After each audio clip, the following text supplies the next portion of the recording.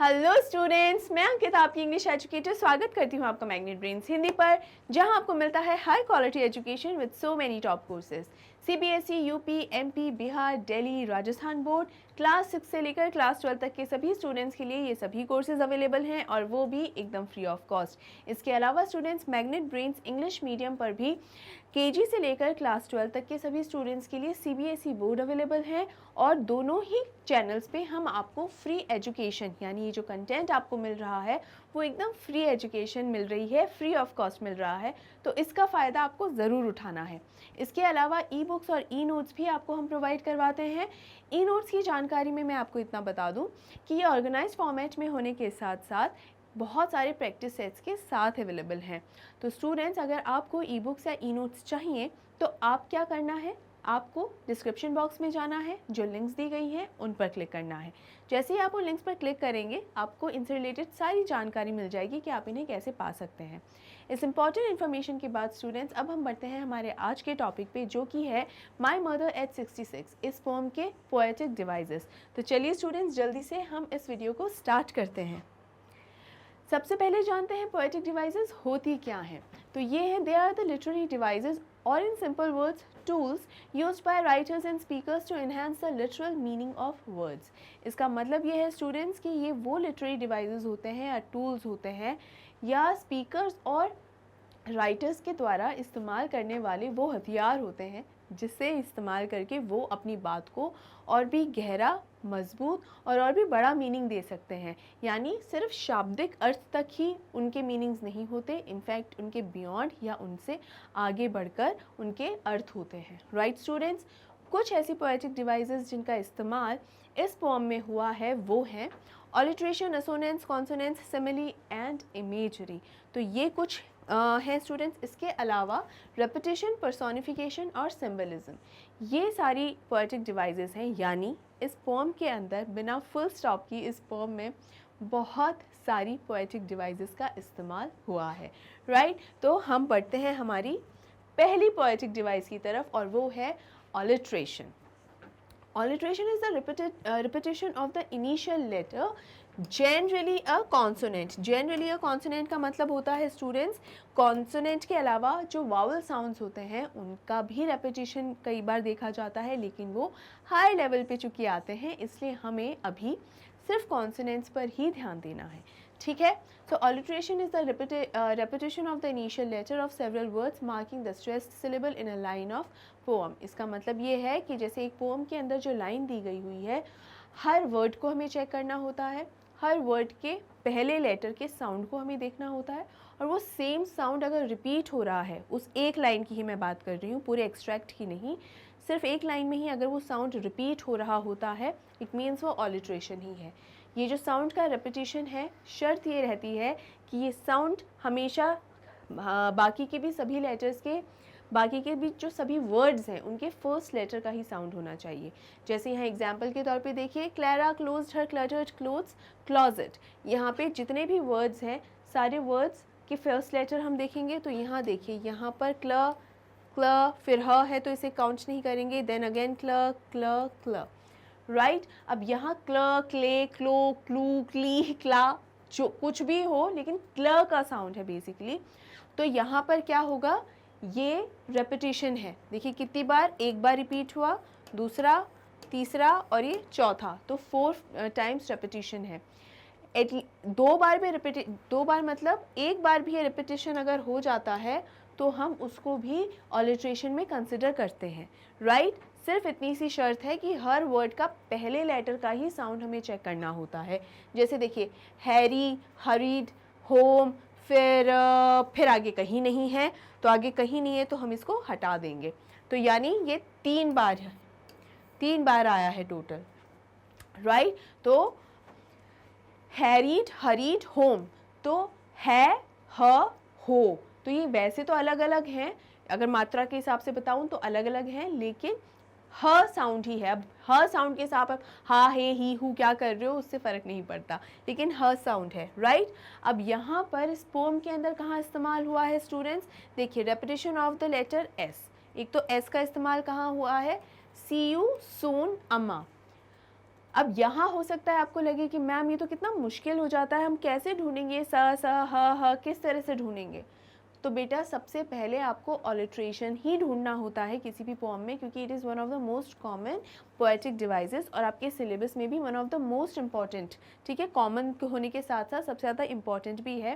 तो आप सबसे पहले यही देखिए, जब आप ये दिमाग में रख के कि मुझे ऑलिट्रेशन ही ढूंढना है, जब वो आप ढूंढते हैं ना तो आपको बहुत ईजीली मिल जाता है फिर। तो देखिए स स स, अब यहाँ सी है और यहाँ सून का सू है, राइट? क्लियर है स्टूडेंट्स? अच्छे से समझ में आ गया? आगे बढ़े।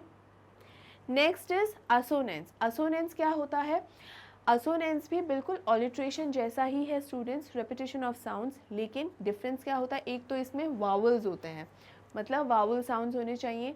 दूसरा इसमें ये होता है कि ये ज़रूरी है ही नहीं कि फर्स्ट या सेकेंड लेटर ही आपको देखना है, सिर्फ फर्स्ट लेटर ही देखना हो, ये नहीं है। नेक्स्ट लेटर भी हो सकता है, लास्ट लेटर भी हो सकता है, समवेयर इन द मिडल, मतलब बीच में भी कहीं हो सकता है, ठीक है? जैसे ऑलिट्रेशन में तो सिर्फ पहला लेटर ही होना चाहिए था, असोनेंस में ऐसा कुछ भी नहीं है। Assonance is the repetition of vowel sounds in words that are close together in a sentence और वर्ड्स।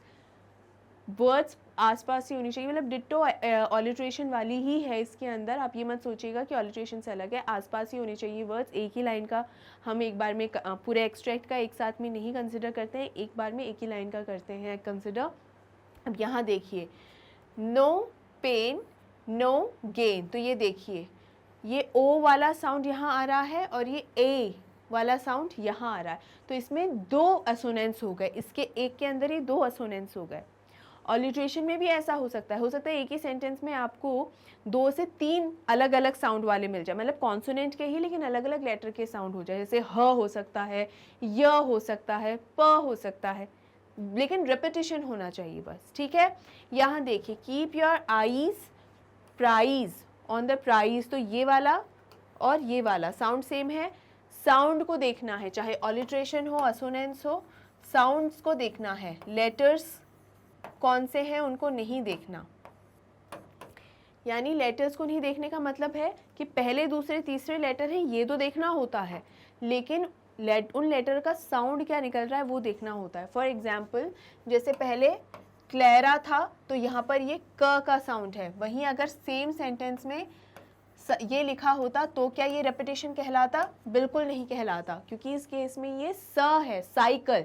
तो यहाँ अगर लेटर, तो दोनों का पहला लेटर अपन चेक करेंगे और चेक करने के बाद किस नतीजे पे पहुँच रहे हैं कि यहाँ पर क है और यहाँ पर स है, ठीक है? आया समझ में? तो यहाँ पर ये रेपिटेशन नहीं कहलाएगा। वहीं अगर ये साइकिल ना हो के मान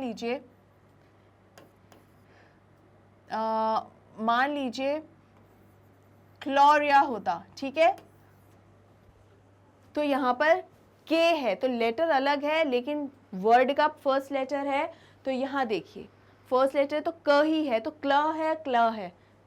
क्लियर है? समझ में आ गया?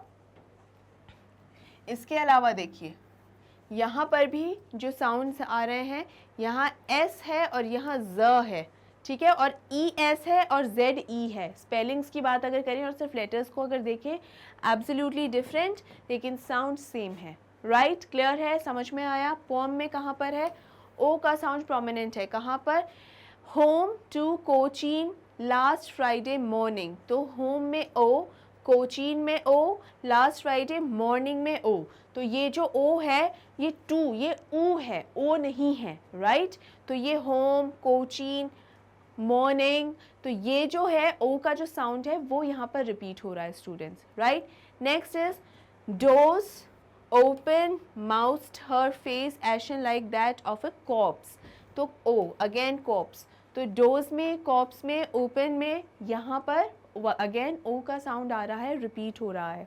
अब आप अगर सोच रहे हैं मैम इतना लेंदी सेंटेंस है, ये फर्स्ट ये लास्ट वर्ड, एक सेंटेंस में फ़र्क नहीं पड़ता, एक्सट्रैक्ट में लाइंस पर फ़र्क पड़ता है। तो अगर एक लाइन में पहले और आखिरी वर्ड में भी अगर रेपिटेशन आ रहा है तो आप उसे कंसिडर करेंगे, क्योंकि किसी भी पोएम में लाइंस जो होती हैं वो बहुत ज़्यादा लेंदी नहीं होती, छोटी छोटी 5 to 6 वर्ड्स मैक्सिमम सेंटेंस होता है एक जो लाइन होती है, राइट स्टूडेंट्स? क्लियर है? Next is consonants. कॉन्सोनेंट्स भी बिल्कुल असोनेंट्स ऑलिट्रेशन जैसा ही होता है, सिर्फ एक डिफरेंस ये होता है कि कॉन्सोनेंट्स में जो साउंड की बात हम करते हैं वो होते हैं कॉन्सोनेंट साउंड्स, राइट। तो consonants is the repetition of consonants या non vowel sounds in words that are close together in a sentence और वर्स। सेम ही है। वावल कौन से साउंड्स होते हैं students? A, E, I, O, you. इसके अलावा जितने भी दूसरे साउंड्स होते हैं ना, वो कौन से होते हैं? कॉन्सोनेंट साउंड्स होते हैं, ठीक है। तो हम कॉन्सोनेंट साउंड की ही बात कर रहे हैं। कॉन्सोनेंट्स में कॉन्सोनेंट साउंड्स ही होते हैं। तो यहाँ देखिए, silken, sad, certain, uncertain, rustling, यहाँ पर भी कह सकते हैं। Of each purple curtain thrilled me, field me with fantastic terrors never felt before.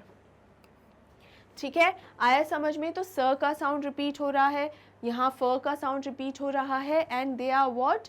Consonant sounds, right students? अच्छे से क्लियर है। पोम के अंदर देखते हैं। पोम में एक एग्जाम्पल है जिसमें ट या टी का साउंड आ रहा है। Put that thought away and looked out at. तो ये जो टी का साउंड है वो आ रहा है, जो ट है उसका साउंड आ रहा है पुट दैट। यहाँ पर भी ट का साउंड आ रहा है दैट। ये टी नहीं आएगा क्योंकि ये टी द की तरह साउंड करता है, दैट। ठीक है, द की तरह आ रहा है, ट की तरह नहीं आ रहा। तो अगेन लेटर नहीं देखना है, साउंड देखना है लेटर का। ठीक है, तो यहाँ देखिए, put that thought away and looked out at, right, clear है। अब यहाँ स्टूडेंट्स एक चीज़ ये देख लीजिए, कोइंसिडेंटली ऐसा हुआ है कि इस वाली लाइन में हर ट का साउंड जो है वो शब्द के आखिरी लेटर पर है। ठीक है, ये सिर्फ कोइंसिडेंटली हुआ है, सिर्फ एक तरीके का कोइंसिडेंस है ये। इसके अलावा ऐसा रूल नहीं होता कि हमें लास्ट का ही लेटर देखना होता है। यहाँ देखिए, यहाँ फर्स्ट है, फिर यहाँ बीच में कहीं है, यहाँ पर भी बीच में कहीं है, यहाँ शुरुआत में ही आ गया है। ठीक है, तो शुरुआत, आखिर या सेंटर नहीं देखना होता, बस वो साउंड आना चाहिए। ऑलिट्रेशन में क्या रूल होता है? फर्स्ट ही आना चाहिए बस। ठीक है, आया समझ में? आगे बढ़ें। फिर एस का साउंड है, एस के साउंड के दो एग्जाम्पल्स हैं, देखिए। That she was old age she looked but soon. एक तो ये स का साउंड है इसके अंदर। इसके अलावा स्टूडेंट्स हम श का साउंड भी यहाँ देख सकते हैं, जैसे शी लुक। ठीक है, ये भी हम देख सकते हैं। नेक्स्ट है security check standing a few yards. तो सिक्योरिटी का स, चेक स्टैंडिंग का स, यार्ड्स, तो ये भी यार्ड्स का स, राइट। तो यहाँ पर स साउंड जो है वो रिपीट हो रहा है। और देखिए यहाँ इन दोनों में तो शुरुआत में आ गया, यहाँ आखिर में, लास्ट में आ रहा है। क्लियर है स्टूडेंट्स? इट्स वेरी इजी, बहुत ज़्यादा मुश्किल नहीं है बिल्कुल भी। Next is simile. कितनी बार हमने सिमिली पढ़ा है। अब देखिए, it is a poetic device which compares two different things by using the word as और लाइक। यानी एक ऐसी पोएटिक डिवाइस है जिसमें हम दो एकदम ऑपोजिट या डिफरेंट, अलग अलग चीज़ों को कंपेयर करते हैं और इस तरह से कंपेयर किया जाता है कि उनका एक अर्थ निकले, पहली बात। दूसरी बात, जब कंपैरिजन हो रहा होता है तो उस सेंटेंस में या तो एज शब्द आएगा या फिर लाइक आएगा। कुछ एग्जाम्पल्स, मतलब बहुत कम एग्जाम्पल्स ऐसे हैं जिसके अंदर दोनों भी साथ में भी आ सकते हैं, बट यूजुअली दोनों में से कोई एक ही आता है। ठीक है, एग्जाम्पल्स देखिए। Mouth like a fire place, मतलब उसका मुंह ऐसा था जैसे तो आग की जगह हो। फायर प्लेस का मतलब ऐसा वो जगह होती है जहाँ पर आग जलाई जाती है, घरों में स्पेशली, कि जहाँ पे घर को गर्म रखने के लिए जो फायर प्लेस वो होती है जहाँ आग जलाई जाती है। ठीक है, वॉल की तरफ बना रहता है वो, तो वही है यहाँ पर। तो मुंह इस तरीके से है कि जैसे फायर प्लेस है। तो ऐसा कैसे? ये अगर आपको याद है तो आपकी जूनियर क्लास के अंदर एक पोएम थी, custard tale, tale of a custard, यानी ड्रैगन जो था। ठीक है, तो ये है जो हमारा ड्रैगन था, जो कस्टर्ड था, उसका मुंह फायर प्लेस क्यों था? क्योंकि वो एक ड्रैगन था और उसके मुंह से आग निकलती थी, यानी वो आग उगलता था। तो मुंह को कंपेयर किया गया है आग से। ठीक है, एक्चुअल में मुंह का और आग का क्या लेना देना है? एज सच कम्प्लीटली डिफरेंट है एक दूसरे से, लेकिन मीनिंग निकल रहा है। उसके अलावा मीनिंग को लाइक इस शब्द से इस्तेमाल किया हुआ है, लाइक। इस शब्द को इस्तेमाल करा हुआ है, तो यानी इस शब्द को इस्तेमाल करते हुए इस कंपैरिजन को किया है, राइट। तो इसीलिए ये हो गया सिमिली। अब इस पोअम के अंदर सिमिली कहाँ पर है? Her face ashen like that of a corpse, उसका जो चेहरा था वो बिल्कुल किसके जैसा था? एशन लाइक यानी राख जैसा था। तो यहाँ जो चेहरे का कंपैरिजन किया जा रहा है वो राख की तरह। कॉर्प्स क्या होती है? Dead body. तो राख से और डेड बॉडी से कंपेयर किया जा रहा है और लाइक का इस्तेमाल यहाँ हुआ है, राइट। कि उनका जो चेहरा है, अपनी मदर के चेहरे को कंपेयर करती है ना कि एकदम डल हो चुका है, जैसे राख एकदम डल सी होती है, और ग्रे कलर क्या दिखाता है? उदासी को दिखाता है, डेथ को दर्शाता है। तो अपनी मदर के चेहरे को बताया गया है कि बिल्कुल एक डेड बॉडी जैसा लग रहा है उनका चेहरा, ठीक है, और लाइक से कंपेयर किया जा रहा है, ठीक है। Next is pale as a late winter's moon. अपनी मदर के चेहरे को लेट विंटर्स मून से भी कंपेयर किया है उन्होंने कि जैसे ढलती उम्र है माँ की, तो विंटर का मतलब लेट विंटर्स मून का कैसा होता है, मतलब उनकी एजिंग दिखाने के लिए, उनकी कि ओल्ड एज जो उनकी हो चुकी है वो दर्शाने के लिए उसने ये बोला, कमला दास ने अपनी मदर के लिए, कि उनका चेहरा इतना पेल हो चुका है, मुरझाया हुआ, डल हो चुका है, मानो कोई लेट विंटर्स मून हो। और लेट विंटर्स मून का मतलब है एक तो एजिंग, दूसरा जो सर्दियों का जो चांद होता है वो बहुत ही, मतलब उसमें बहुत ज़्यादा शार्पनेस नहीं होती है, इनफैक्ट वो धुंधला धुंधला सा होता है, रौनक नहीं होती उसमें, राइट स्टूडेंट्स। क्लियर है? और देखिए एज शब्द का इस्तेमाल करके ये कंपैरिजन हुआ है, क्लियर है। Next comes imagery. इमेजरी 5 हिस्सों में डिवाइडेड होती है basically. It is a quality of creating an image in readers mind through auditory, यानी सुनने वाली जो कंडीशन होती है, विजुअल यानी देखना, टेक्टाइल यानी टच, ऑल्फैक्टरी यानी स्मेल, गस्टेटरी यानी टेस्ट, ठीक है। ये 5 इमेजरी होती है। अब चाहे ये hear, see, touch, smell, taste, इन सब से आपके दिमाग में जो इमेज एक क्रिएट होती है, ठीक है, एक छवि जो क्रिएट होती है दिमाग में, उसे ही इमेजरी कहा जाता है, ठीक है।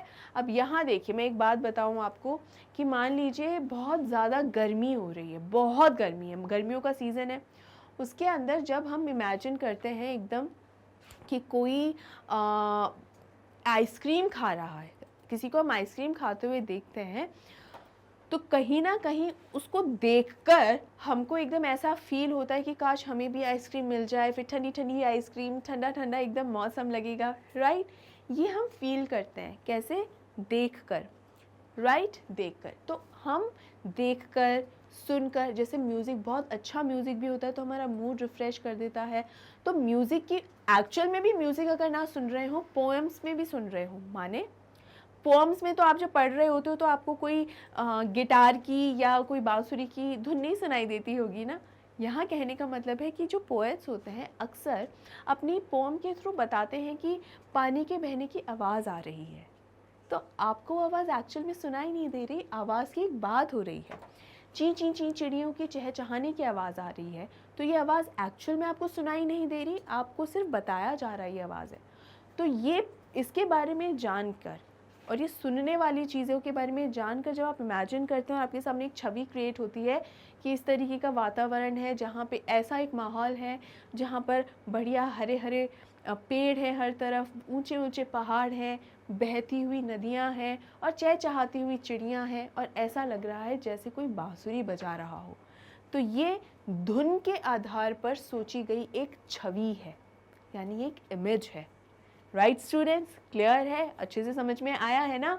तो वो वही उसी के बारे में बात कर रहे हैं। एक एग्जाम्पल है, the kids were screaming and laughing in the classroom.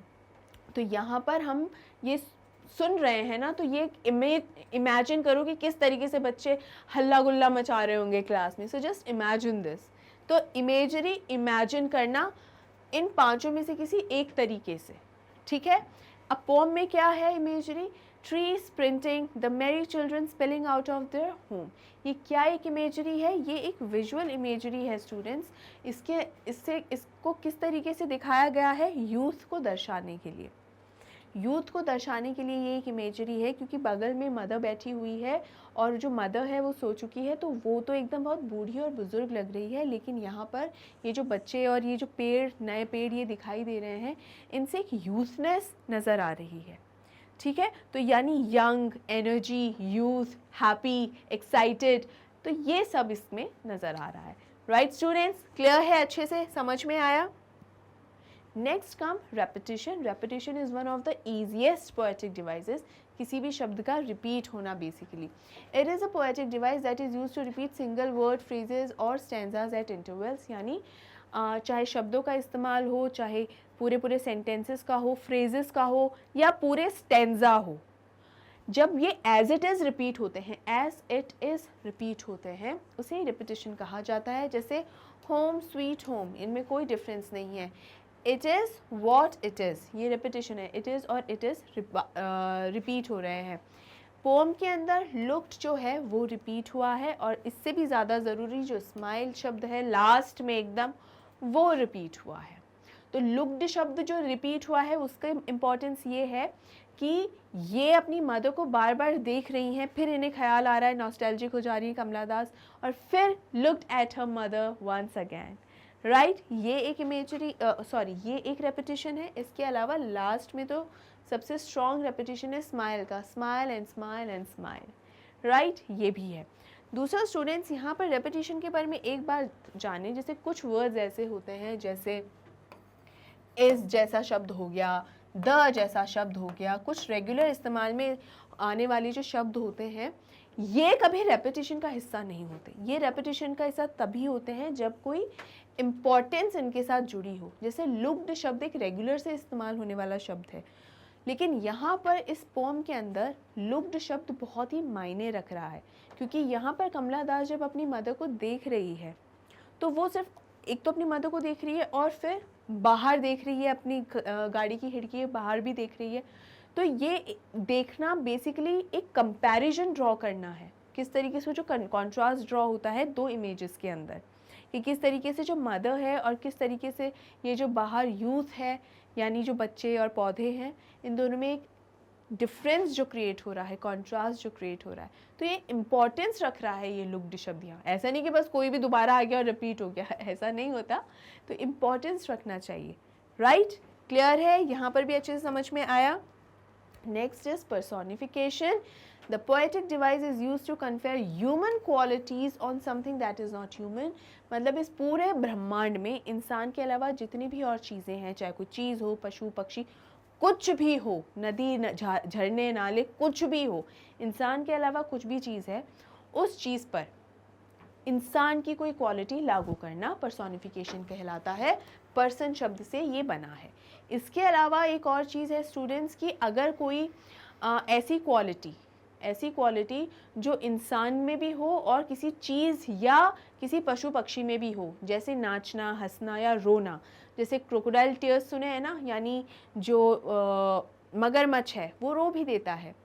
तो ये जो रो देने वाली क्वालिटी होती है वो तो पशु पक्षियों में भी होती है। ये फ़र्क नहीं पड़ता कि इंसान की कोई क्वालिटी ऑलरेडी उस पशु पक्षी में या किसी चीज़ में है या नहीं है, हो भले ही ना हो। इंसान में अगर कोई क्वालिटी है, चाहे रोने वाली ही हो, उसको भी अगर हम जानवर पर अप्लाई करेंगे तो उसे भी पर्सोनिफिकेशन में ही कहा जाएगा। ठीक है, that the crocodile was crying, तो ये पर्सोनिफिकेशन ही हुआ। ठीक है, ये मत सोचना अरे रोते तो है मगरमच्छ, तो ये कैसे पर्सोनिफिकेशन है। आया समझ में? देखिए एग्जाम्पल देखिए, the light danced on the surface of the water. तो लाइट डांस कर रही थी कहाँ? पानी की सतह पर, पानी के ऊपर लाइट डांस कर रही थी। अब लाइट मतलब ऐसा कौन सा डांस सीखा हुआ है लाइट ने? तो यहाँ लाइट या रोशनी जो है वो एक्चुअली डांस नहीं कर रही थी, मतलब जिस खूबसूरती से वो पानी के ऊपर गिर रही थी, पानी भी उस टाइम मतलब पानी कभी भी एकदम स्टेबल नहीं रहता, हल्का सा हमेशा मूव करता रहता है। तो वो जिस तरीके से मूव कर रहा होगा तो बिल्कुल ऐसा लग रहा है मानो ये जो रोशनी गिर रही है, इस पर जो लाइट गिर रही है, ऐसा लगता है मानो ये डांस कर रही हो, मूविंग सो ब्यूटिफुली। तो ब्यूटिफुल मूवमेंट को बताने के लिए ये लिखा है कि एज इफ इट्स डांसिंग। ठीक है, क्लियर है, समझ में आया? पोम में कहाँ इस्तेमाल हुआ है? ट्रीज प्रिंटिंग, मतलब ट्रीज जो हैं उल्टी दिशा में दौड़ रहे हैं। अब ट्रीज ने कब से दौड़ लगानी शुरू कर दी भाई? कभी से नहीं शुरू करी है, लेकिन यहाँ चूँकि ये स्प्रिंटिंग शब्द ट्री के साथ इस्तेमाल हुआ है इसलिए। द मैरी चिल्ड्रन स्पिलिंग, तो यहाँ जो स्पिल है ये पानी या दूध ये गिर जाता है। बच्चे कब से छलकने लग गए हैं, तो ये छलकने का भी एक तरीके से दिखाया गया है, राइट। तो ये भी पर्सोनिफिकेशन में आ गया। क्लियर है स्टूडेंट्स? इसके अंदर जो ज़्यादा स्ट्रॉन्ग पर्सोनिफिकेशन है वो है ये ट्री स्प्रिंटिंग, दौड़ लगाते हुए। राइट स्टूडेंट्स, क्लियर है? अच्छे से समझ में आया।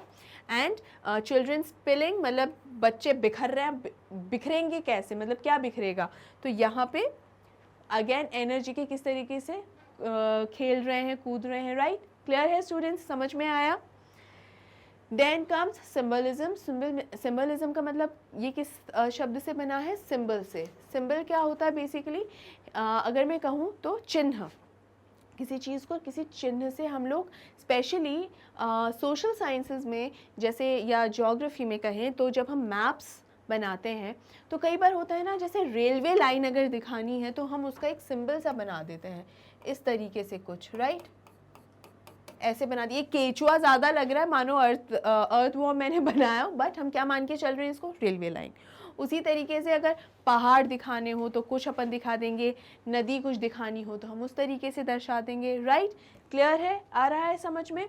तो वो बेसिकली बात हो रही है। आ गया समझ में स्टूडेंट्स? ये होता है सिंबलिज्म। इसको मैं रीड भी कर देती हूँ।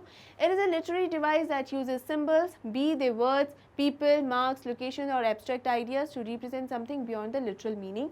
यानी इनमें से कुछ भी हो वो लिटरल मीनिंग, बस शाब्दिक अर्थ नहीं होना चाहिए, मतलब उससे आगे बढ़कर मीनिंग होता है उसका, और इनमें से कुछ भी हो सकता है, लोग हो सकते हैं, मार्क हो सकता है, कोई लोकेशन हो सकती है, एनीथिंग, राइट। अब एग्जांपल देखिए, I wondered lonely as a cloud, बादल की तरह घूम रहा था। तो बादल एक्चुअली अपने आप को बादल बोल रहा है बेसिकली। क्यों? क्योंकि जो बादल होता है वो भी जब इधर से उधर जाता है तो कोई डायरेक्शन तो उसकी होती नहीं। जीपीएस के अंदर, नेविगेशन के अंदर कोई डेस्टिनेशन थोड़ी डालिए कि बादल यहाँ ए पॉइंट से बी पॉइंट पर जाएगा, नहीं ना, भटक रहा है।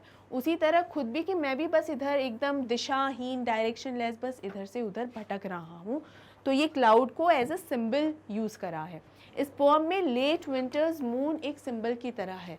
It is a symbol of decay. Decay का मतलब क्या होता है, मुरझा जाना, यानी यहाँ एज जो ढलती उम्र है मदर की, उसे दर्शाया जा रहा है, राइट स्टूडेंट्स। क्लियर है? तो लेट विंटर्स मून कैसे है, मदर जो है, मदर के चेहरे से भी दिखाया जा रहा है कि वो उनकी एज हो रही है, और डिके कि कोई चीज़ एकदम खराब होती जा रही है, मरती जा रही है, राइट स्टूडेंट्स। क्लियर है? तो यहाँ हमारा पोएटिक डिवाइसेस का ये वीडियो होता है ख़त्म।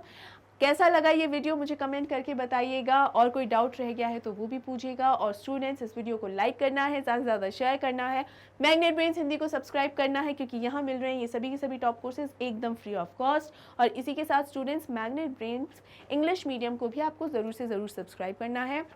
मैं मैग्नेट ब्रेन्स हिंदी मीडियम के बारे में बता दूँगी, क्लास 6 से लेकर क्लास 12 तक के सभी स्टूडेंट्स के लिए ये सभी कोर्सेज अवेलेबल है फ्री ऑफ कॉस्ट।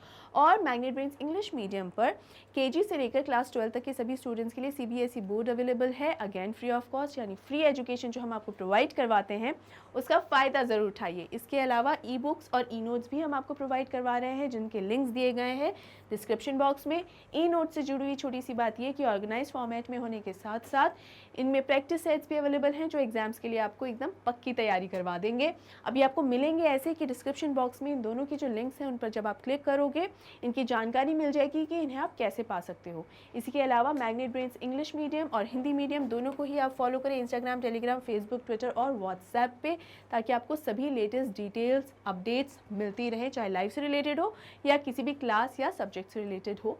अब लास्ट में स्टूडेंट्स एक चीज़ और, लाइक कर दीजिए वीडियो को, शेयर कर दीजिए, डाउट होने पर पूछ लीजिए और कमेंट करके बताइए कि वीडियो कैसा लगा। और सबसे ज़्यादा ज़रूरी बात, अपना ध्यान रखिए।